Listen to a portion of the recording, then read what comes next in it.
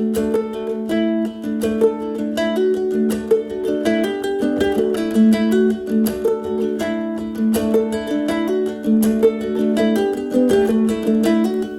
fall down when you're mine, I get up and you're a stranger.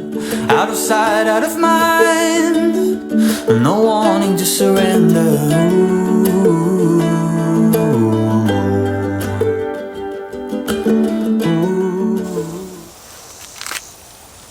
It's just amazing, despite how bad this corn, the plants look, how much germination and pollination that these guys got, and how little insect damage there is just on the tips. So it's a beautiful little ear of corn right there. That will make for some good eating.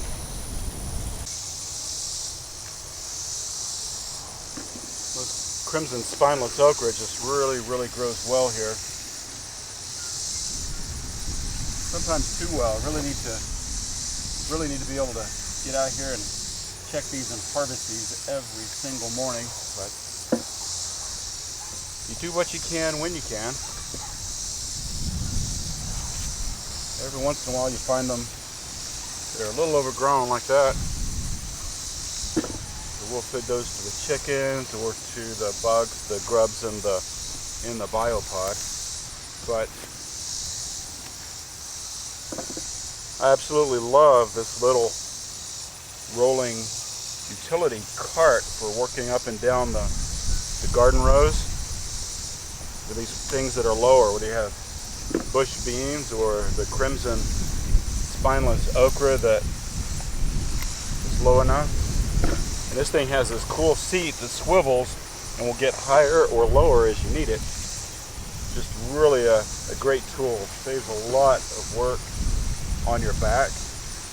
Not so much being bent over all day trying to go through your plants and harvest things. Really awesome tool. We got this on Amazon.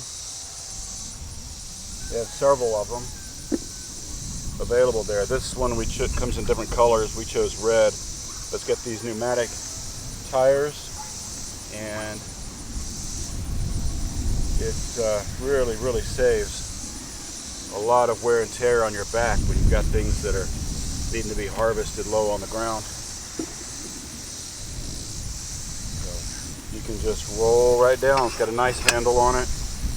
On the back, it's got a basket, and we put our harvest buckets in there, in that basket.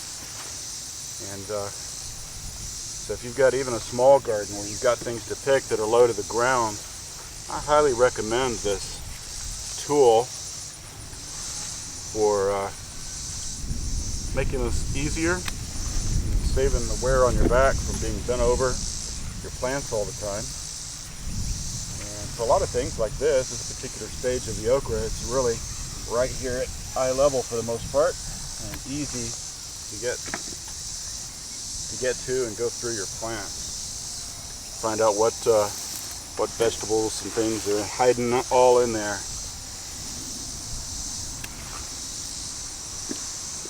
One of the things we did this year was we kind of based our garden layout on a typical market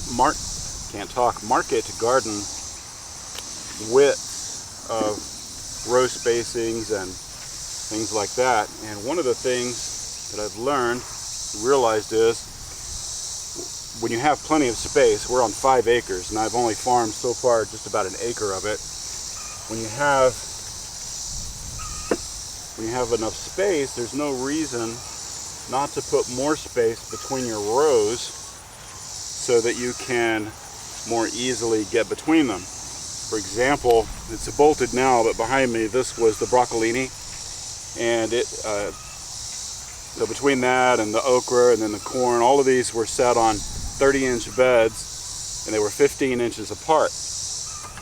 Makes it a little tight when you're trying to use something like the cart, or even just doing it by hand. There's so many plants that kind of spread out and take that space. So lesson learned for next year, I will probably put more like 2 feet between these rows, since we have plenty of space. We're not hurting for any space to garden in. So but a little bit more room between these rows. These carts, like this red one for example, I think this thing's like 22 inches wide, and by the time I'm sitting on it and harvesting, I'm kind of right up in the plants, which gets me close to them. That's good. But if I had something else growing back here, I wouldn't want to be rolling over the plants behind me. So note to self, next year we'll put some more space between our rows. So there's no absolute way, I guess, to garden or market garden. It's whatever works for your situation and your environment. And even our market garden here, like I said, we've got plenty of space. There's no reason I can think of that I can't put more space between them. So I'm going to finish this 50-foot row of okra and do the rest of the harvesting before that sun gets hot. I had to get my hat on. It was starting to get hot. So what I'm doing now is I'm pulling up what remains of what was our green beans. They did a lot better this year than they did last year, but still end up at the wrong time as far as I'm concerned. Got several harvests out of them, but they really should last a lot longer. Hopefully you can see this, but I'm not sure if it's the heat or if this powdery mildew gets on these and just destroys them. But they still have good, the roots look good, but the leaves and the rest of the foliage are just devastated. So I'm going to pull these out and get all this ground cleared up, and we will try to do this again in another spot. Try to get us another round, maybe for the fall. But all of these that have this powdery mildew, I'm going to do my best to pull all these up, get them out of here.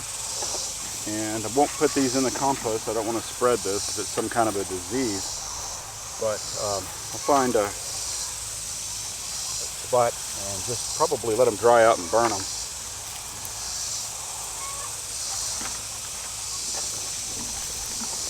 Again, this cart, this little stool, I really like this thing. So much easier than trying to be on your knees or all bent over trying to do stuff like this and pull it up.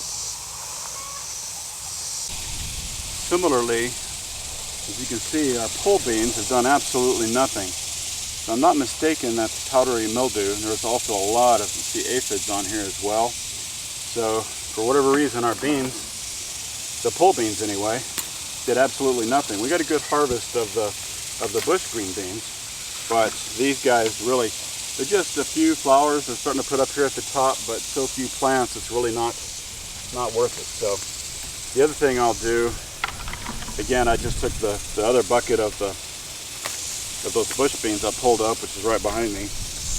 What we'll do next time is we'll grow these in a different place. We won't grow them in the same soil that we had this problem in, and hopefully that will help get us a better yield next time. So I'm going to get these guys cleaned up. I'll put these in the burn pile as well. And gardening sometimes is just trial and error. Some things will do well. I'll show you the tomatoes here in just a little bit. They've done just wonderful this year. We're having good luck with those. So we're going to talk about pruning them and how those guys are doing. But last year we had a really hard time growing green beans at all, anywhere in any of our beds. And this year the bush beans did really well, and these pole beans did absolutely nothing. So I'm going to finish cleaning these up, and we'll go on to the next project. The squash bugs have been really bad this year, along with the vine borers, and so we get a lot of questions. How have we been able to grow our squash and kind of outrun or stay ahead of the squash bugs? What we do is we use some kind of a soap. I really like this Castile soap. It's vegetable based, it's all organic and natural. So I will simply put a cup of this Bonner's soap into a sprayer. You can also use just about any kind of environmentally safe soap that'll work. All you're going to do, the idea is the soap now gets mixed with just water. So I'm going to fill this up with water out of our rain barrels, and I'll show you how we apply it.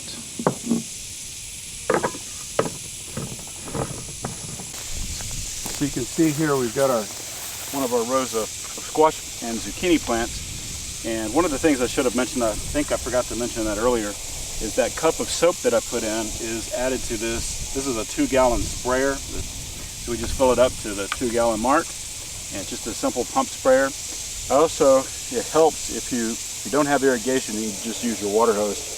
But if you kind of flood the bottom of the plants, you get some water going down at the base, that tends to drive those squash bugs and things up to the surface. So then I simply go around and spray, and this soap, you'd spray it on there, and when it comes in contact with those squash bugs that have an exoskeleton, insects with an exoskeleton, that's how they breathe. So by spraying them and getting rid of the squash bugs as often as you can with the insecticidal soap, let's call it, that will help. So after I spray it like this, I'll go back through and I'll take out any of these leaves that have been damaged. And the idea is, if you have the squash bugs, is just to routinely come out and spray them with this soap mixture, and that will keep them at bay. So when you're looking at the plants too, if you notice any signs of their eggs, the little golden colored eggs, let's see if I can find some. I've been treating these, so hopefully I don't have too many. But again, I'll just use this soap and I'll spray the base of the plants. It does tend to burn leaves and things in the summer heat, but it really doesn't seem to hurt the stems. So I'm going to spray all of these plants down this row, get them treated today. And that is our mixture for treating all of our squash plants to help them overcome and get rid of the squash bugs.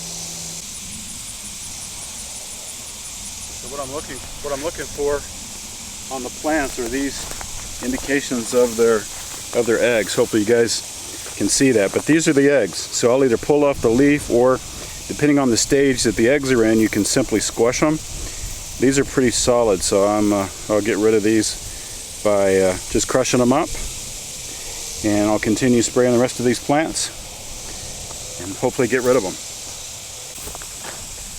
Alright, last but not least today, I'm going to show you how I take care of these tomato plants. You've heard of the field of dreams? This is a field of tomatoes. So one of the things we're using this year, as you can see, we've got them up on these trellises on these cattle panels, put in with T-posts, and then we use these tomato clips. I bought these on Amazon.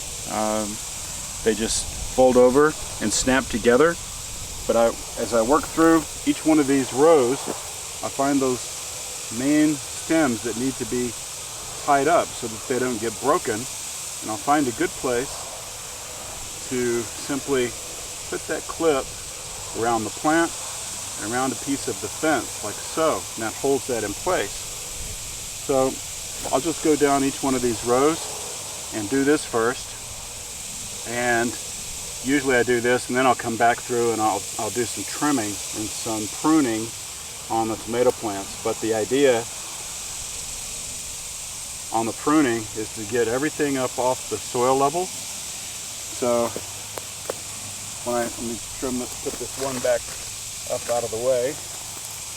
Again, I'm just using these clips. Just gently take the tomatoes and move them up against the cattle panels here. And I sometimes have to weave them around so you don't damage them. And we will get these guys clipped to this cattle panel. It gives us room to work up and down the rows.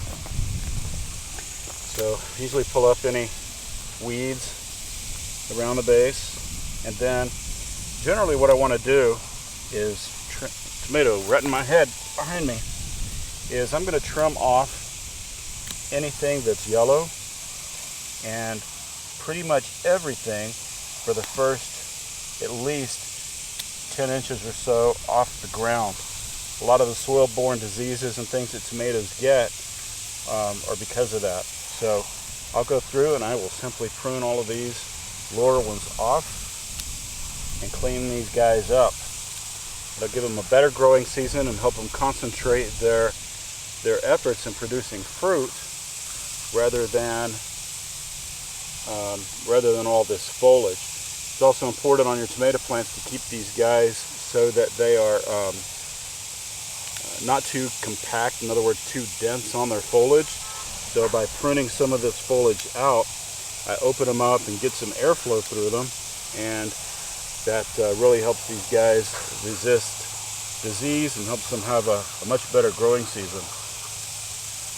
So you can see I'm trimming quite a bit off of these guys. Got 1 whole liter right there. So I'll just clip that off. But I really want these trimmed well away from the ground.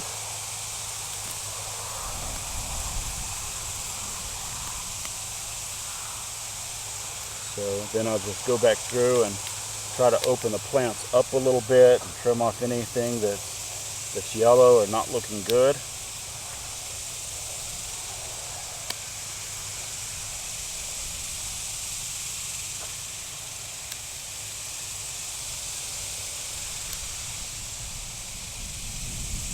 And generally that is how we prune the tomatoes. Get anything that doesn't look good out of them. Also makes them easier when you are looking for and trying to harvest their fruit. Makes it a lot easier to get to and find. It's also a good way to, as you prune them, to look through, see if you find any tomato hornworms or signs of insect pressure or damage. Straighten out any leaves that are kind of bunched up, and just take good care of them and they'll produce well for you. I've got a little bit more trimming to do on that one, but hopefully you can see the difference between how this one is cleaned up, especially down around the bottom. And I'll go through and finish doing some pruning there. Be getting all those tomatoes pruned up at the bottom and staked or tied with those clips up to these panels to keep them healthy and strong and producing. We've got lots of flowers on these guys, and they are just getting ready to start putting on their fruit. You can see on our row of yellow pears, there's one down there. We've got tons of green yellow pear tomatoes on there. Over here, I think these are Cherokee purple, and there are lots of these guys. These will turn sort of a purplish black color, but tons of flowers and tomatoes on all those. We also find it helpful to plant things like this cardinal basil and other herbs and spices, like we have English thyme planted between quite a few of them. You can see the English thyme right there. So planting those herbs and things between them underneath helps the herbs because they get a little bit of shade from the tomato plants, and some of those are beneficial to each other. So we spend a little bit more time this morning going through these tomatoes and getting them clipped to their fences and pruned up as best I can today.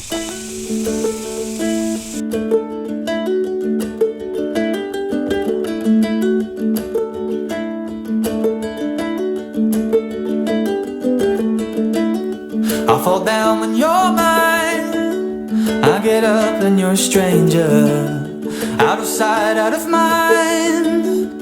No wanting to surrender.